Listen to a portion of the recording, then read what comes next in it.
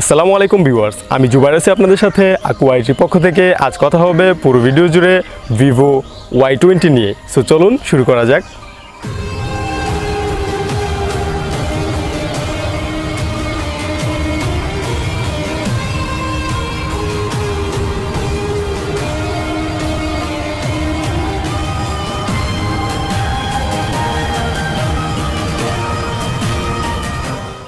আজকের ভিডিওটি আমাদেরকে স্পন্সর করেছে জ্যোতি মোবাইল পার্ক। জ্যোতি মোবাইল পার্কে আপনারা পাচ্ছেন সব ধরনের অফিসিয়াল আনঅফিসিয়াল স্মার্টফোন সহ সকল প্রকার অ্যাক্সেসরিজ। বিস্তারিত জানতে ভিজিট করুন তাদের অফিসিয়াল ফেসবুক পেজে, লিংক ইন দ্য ডিসক্রিপশন। প্রথমে কথা বলবো এই ফোনটির ডিজাইন নিয়ে। এই ফোনটির ডিজাইন ছিল এই বাজেটে ওয়ান অফ দ্য বেস্ট। রিয়ার পাশে থাকছে গ্রেডিয়েন্ট কালারের সাথে গ্লোসি ফিনিশ, সেই সাথে এটি ক্যামেরা বাম্পকে ঘিরে থাকছে একটি সানরাইজ ইফেক্ট। আর এই ক্যামেরা বাম্পকে ঘিরে রয়েছে একটি গোল্ডেন রিং, যা এই ফোনটিকে আরও আকর্ষণীয় করেছে। এই ফোনটির ফ্রন্ট সাইডে রয়েছে ওয়াটারড্রপযুক্ত 6.51 ইঞ্চির একটি আইপিএস ডিসপ্লে, যার রেজুলেশন রয়েছে 720x1600 পিক্সেলস। আর এই ডিসপ্লেতে পিপিআই ডেন্সিটি রয়েছে 270 পিপিআই, যা দিয়ে ইউটিউবে সর্বোচ্চ 720 পিক্সেলের ভিডিও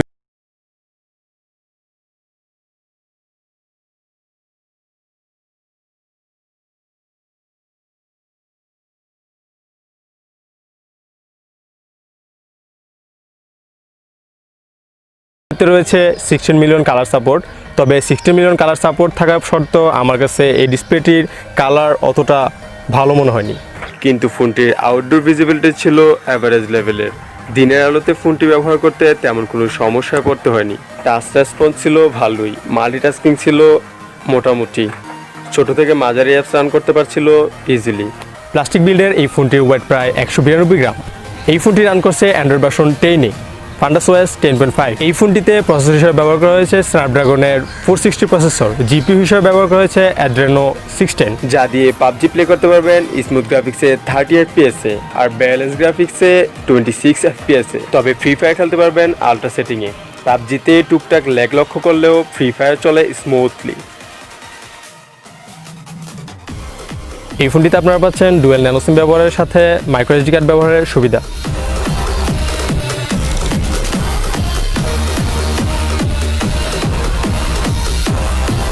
তবে এর কল কোয়ালিটি ছিল যথেষ্ট ভালো, দুই প্রান্তে কথা বোঝা যাচ্ছিল স্পষ্ট, এমন কোনো সমস্যা হচ্ছিল না। নেটওয়ার্কিং ছিল ভালোই, আমি গ্রামের ভিতরে 4G নেটওয়ার্কে স্টেবল পাচ্ছিলাম। কিন্তু লাউড স্পিকারটি ছিল অ্যাভারেজ লেভেলের, তেমন একটা লাউড ছিল না, সাউন্ডের পরিমাণ ছিল মোটামুটি।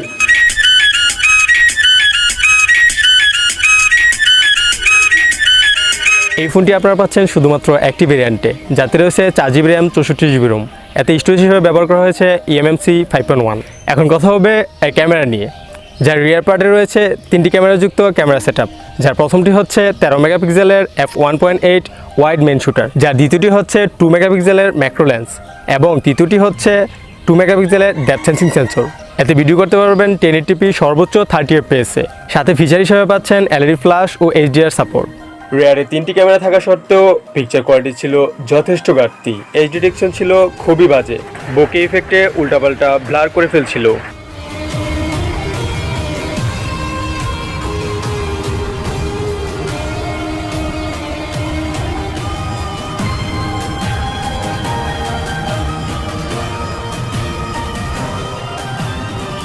এর ফ্রন্টে পাচ্ছেন 8 মেগাপিক্সেলের ওয়াইড ক্যামেরা, যা দিয়ে সর্বোচ্চ 1080p 30 এফপিএসে ভিডিও করতে পারবেন।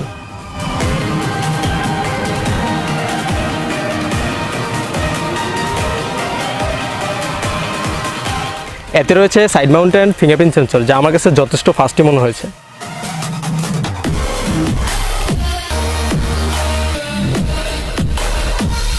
এতে ব্যাটারি হিসেবে ব্যবহার করা হয়েছে 5000 mAh মেসিভ ব্যাটারি, যা চার্জ করার জন্য আপনারা পাচ্ছেন 18 ওয়াটের ফাস্ট চার্জিং সুবিধা।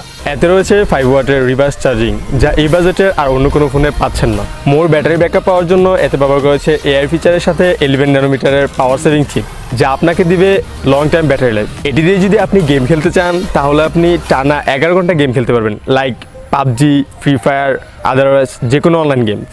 আর আপনি যদি মুভি লাভার হয়ে থাকেন, তাহলে তো কোনো কথাই নেই। এই ফোনটি দিয়ে আপনি টানা 16 ঘন্টা অনলাইন মুভি ওয়াচ করতে পারবেন। সো ভিউয়ার্স, ভিডিওটি দেখার জন্য আপনাকে অসংখ্য ধন্যবাদ। ভিডিওটি যদি আপনার ভালো লেগে থাকে তাহলে একটি লাইক করবেন, আর এরকম আরও ভিডিও পেতে আমাদের চ্যানেলটিকে সাবস্ক্রাইব করে আমাদের সাথেই থাকুন। ততক্ষণ পর্যন্ত ভালো থাকবেন। খোদা হাফেজ।